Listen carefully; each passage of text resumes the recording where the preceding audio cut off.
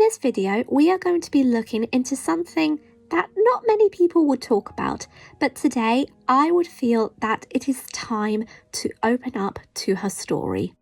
And she is the SS Storstad, the collier that sank the Empress of Ireland.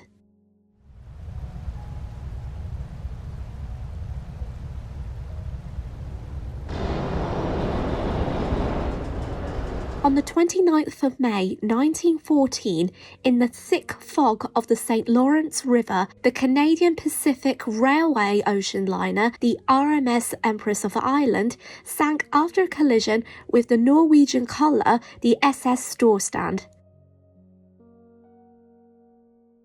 The Empress of Ireland sank in less than 15 minutes, taking with her more than 1,000 lives. While the story of the Empress of Ireland is a well-known story, the story of the SS Storstad isn't, and I apologise if I butchered the name throughout this video because my pronunciation of it is not that good. Anyway, we'll be moving on. This is about to change as we are going to be diving into the story of the Storstad and what happened to her following the sinking of the Empress of Ireland. The SS Storstad was launched on the 4th of October 1910 at the Armstrong or Whitworth and Co. Low Walker shipyard in Newcastle.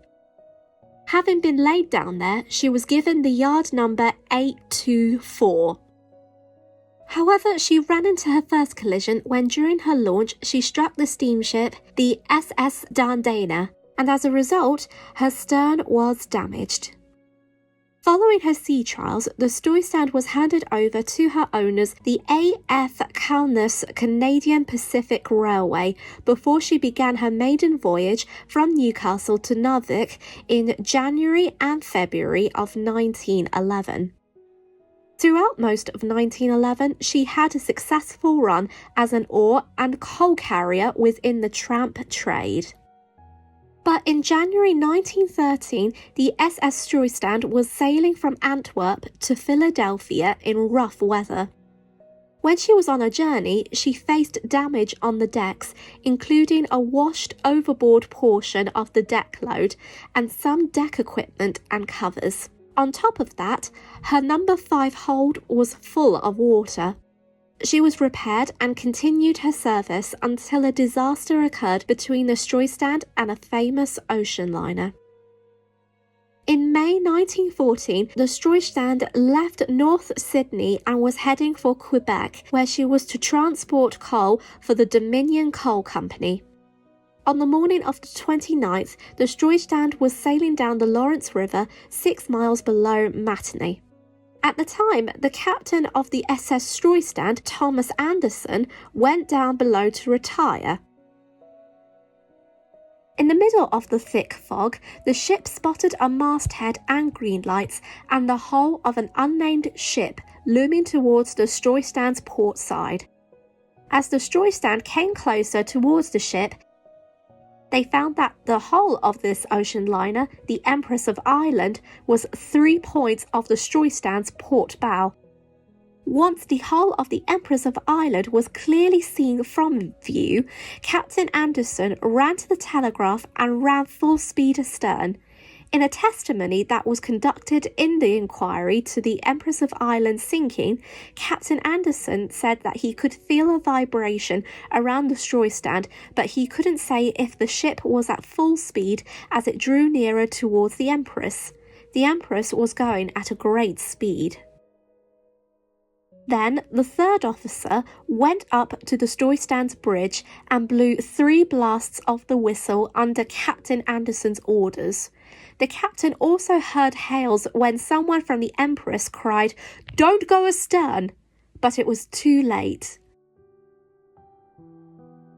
At 1:56 a.m, the Storstad ran into the Empress of Ireland. At that moment, the Storstad sliced a 16-inch gash between the Empress of Ireland's 2 boiler rooms, and this would kill several passengers and crew inside her. At the moment of impact, the captain put the ship on full speed and gave orders to stop the Storstad's engines. Then, Captain Anderson and the crew tried to keep the Storstad wedged inside the Empress to plug the hole in the ocean liner's hull. However, the strong current of the St. Lawrence River separated the Storstad, and the Empress separated from each other. Sadly, after the impact, the Storstad, Captain Anderson, and the crew saw the Empress of Ireland disappearing into the fog. The Storstad blew continuous whistles to attract the attention of the Empress's captain and crew, but they were unsuccessful. Considering they were now far from the Empress of Ireland, the next move that the captain considered was to beach the Storstad, as her bow was badly damaged. It wasn't known if she was going to sink, but if she would be in the stages of the sinking, then immediate action would have been taken to do so. The ship turned on the port helm until a little to the east of Father Port Light. While sailing, Captain Anderson recalls hearing the cries on the ship's port bows. They were the cries of the Empress's crew and passengers drowning.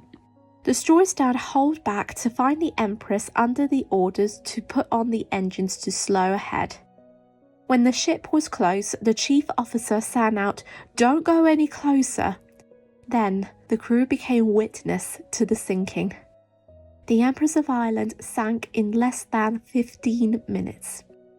After standing by, the Storstad lowered the lifeboats to rescue as many people as the captain and the crew could from the water, and one of the lifeboats even made 3 trips. 485 people were rescued from the icy waters. However, 20 out of the 485 people later died on board the Storstad. Afterwards, the Storstad limped into the port of Montreal, where she was detained. As a result of the sinking, the Canadian Pacific Railway filed a $2 million lawsuit for the damages against A&F Caithness & Co. The company could not pay the money, and this resulted in being awarded to the Civil Procedure Rules, or CPR. The CRP then sold the Storstad to an insurance company for $175,000. Captain Thomas Anderson was questioned in the Empress of Ireland inquiry, which took place in June 1914. Following the sinking and the inquiry of the Empress of Ireland, the Storstad went into military service during the First World War. On the 8th of March 1917, the SS Storstad was sailing in the Atlantic Ocean when, 45 nautical miles southwest of the Fastnet Rock, she was struck by a torpedo released from the German Imperial Navy submersible SMU-62. As a result, 3 crew members were lost. There's no record of the wreck being discovered.